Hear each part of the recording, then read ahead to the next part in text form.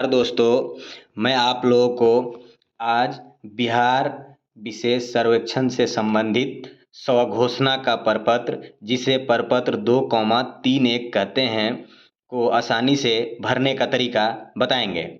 दोस्तों, सबसे पहले हम आप लोगों को खतियानी या मरूसी ज़मीन, या जिसे पूर्वज के नाम की ज़मीन या बाप दादा के नाम की ज़मीन का प्रपत्र 231 या स्वघोषणा का प्रपत्र भरने का आसान तरीका बताने जा रहा हूँ।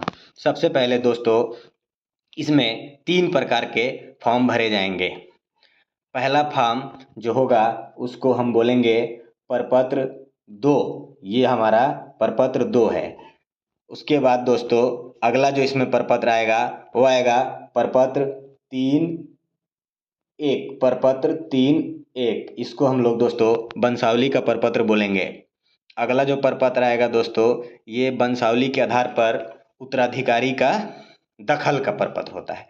ये तीनों प्रपत्र दोस्तों हम लोग इसमें भरेंगे। दोस्तों, मैं आप लोगों को सबसे पहले ये तीनों प्रपत्र भरने के लिए बारी बारी से बताऊंगा। सबसे पहले हम आप लोगों को प्रपत्र 2 भरने का तरीका आसानी से आप लोग को बताएंगे। इसे हम प्रपत्र 2 कहते हैं। दोस्तों, ये हमारा प्रपत्र 2 है।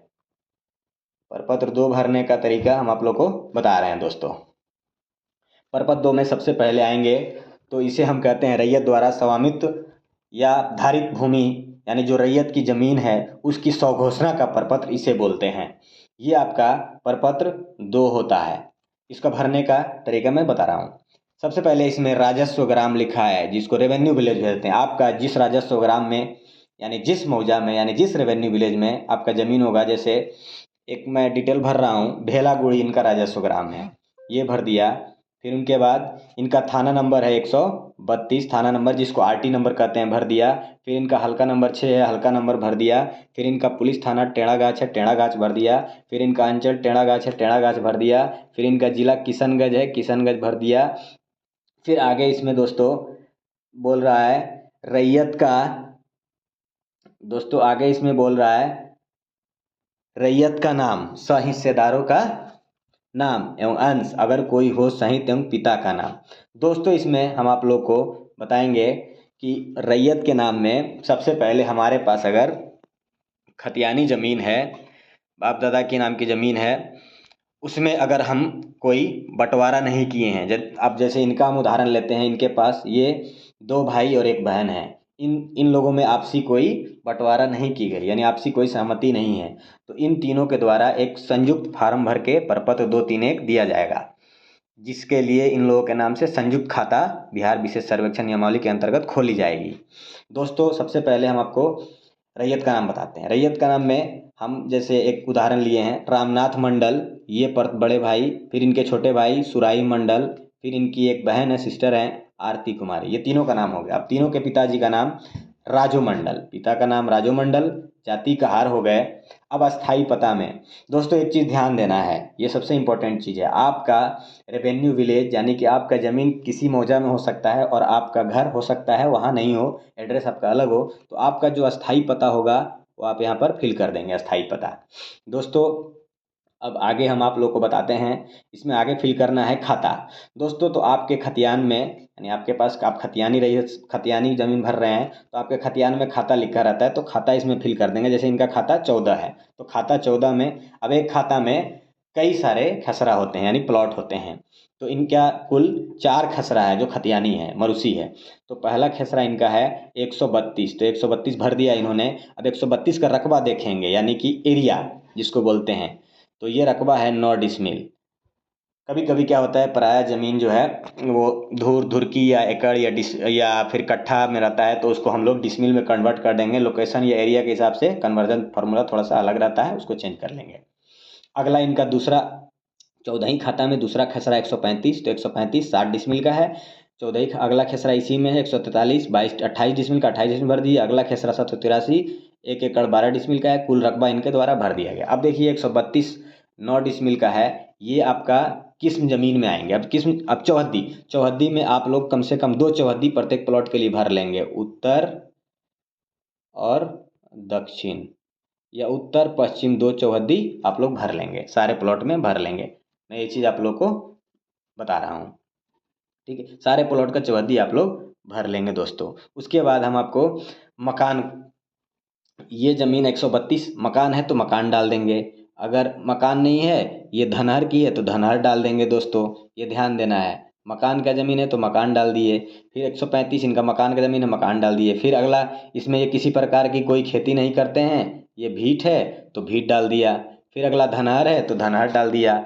अब उसके बाद इनका जमाबंदी संख्या इनके पूर्वज के नाम से जमाबंदी होगी, क्योंकि इन लोगों का कोई आपसी सहमति नहीं है, बंटवारा पत्र नहीं है, तो पूर्वज के नाम की जमाबंदी 14 है, लिख दी गई है। ये हमने लिख दिया है। अब ये भूमि का प्रकार, यानी भूमि किस प्रकार का है, कैसे मिला है, तो ये खतियानी उत्तराधिकार का है। अब युक्ति में अगर किसी प्लॉट पे कोई विशेष दिक्कत है, टाइटल वगैरह चल रहा है, तो उसकी वो हम दर्ज कर देंगे, वरना इनके द्वारा हमने इसमें वंशज फिल कर दिया है, क्योंकि इसमें कोई विवाद नहीं है तो हमने इसको वंशज कर दिया है। ध्यान देंगे दोस्तों, ये हमारी बातें, हमने इसमें वंशज लिख दिया है,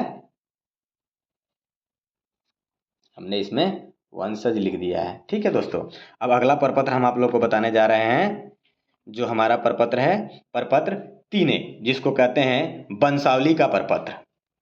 अब इसमें सेवा में शिविर प्रभारी अंचल, जो भी आपका अंचल है, अंचल इसमें फिल कर दीजिएगा।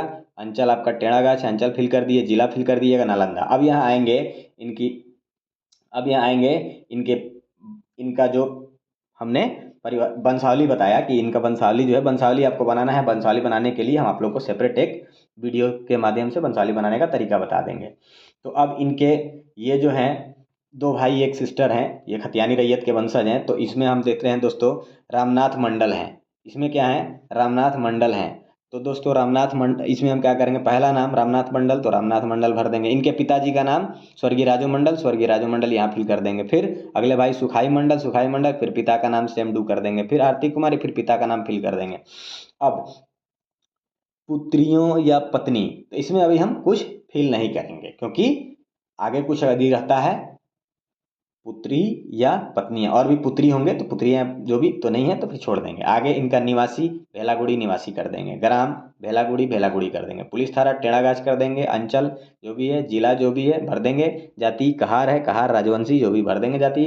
अब देखिए इसमें आएगा जमाबंदी जिनके नाम से है, तो इनकी जो 14 जमाबंदी है, ये जो 14 जमाबंदी है, वो चीज़ ध्यान देना है यहाँ पे कि इनकी भूमि की परपत 2 अंकित है, और ये जमाबंदी किसके नाम से है, जमाबंदी है राजू मंडल, और पिता है इनके गोकुल मंडल।